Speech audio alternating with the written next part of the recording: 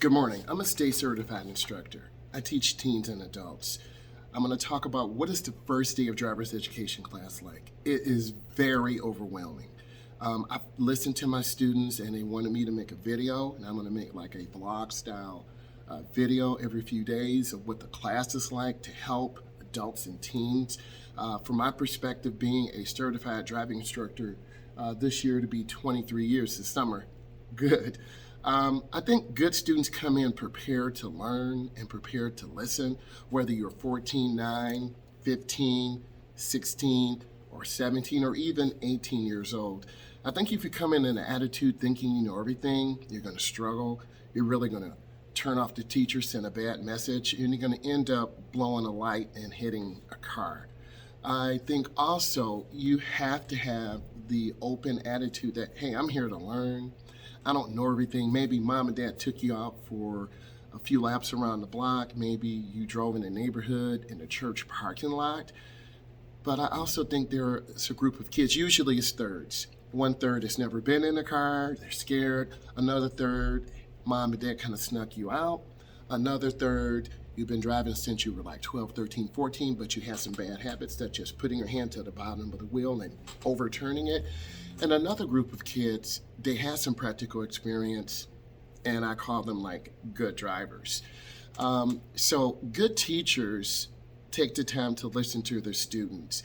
My first day of class was yesterday, so I took the perspective. I wanted students to ask questions about me. What type of person am I? What type of dad am I? What type of gamer am I? Why did I do driver's education? And it was really a fun class. Also, I realized in the back of my mind, we've got to cover 15 chapters, right? And every state and province is different. And if this is bringing value to you, you need to, subscribe. You need to like my content, because this is aimed at an adult or teen who wants to learn how to drive. So I want to continue. So what do good students bring in? They have a clipboard. They have pens and pencils, highlighted markers. They want to learn. And I use a lot of graphs, charts, and tables. Sometimes I call it graphic organizers. These things help you understand. And what I normally do, I use a graphic organizer, and I have my students explain it in a way that is comfortable to you. I want you to put the lenses of a beginning driver on, and that is the person that this is aimed toward. This is not aimed towards someone who has 5, 7, 10 years of experience. You can just move forward. But if you're a person who wants to constantly improve, that's what this is about. There's a lot of information. I call it AP driver's education. And in that sense, you've got to really listen. And because I've evolved, I use Kahoot. I have my own series of Kahoots. And if you're interested in that, subscribe. I can do some custom teaching sessions. I use Quizlet. That's another tool that I can use to gauge where my students are. I use different social medias, YouTube, TikTok, Instagram, Snapchat.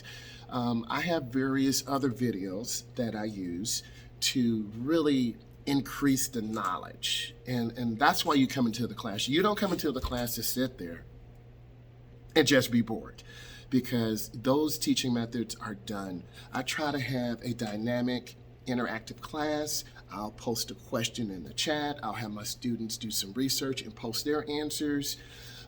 So that is several methods that I use. You have to be prepared. You need to tell your mom, dad, or significant other to leave you alone. Mom, dad, significant other, I'm doing driver's ed for 2 hours. I need to relax. Thank you.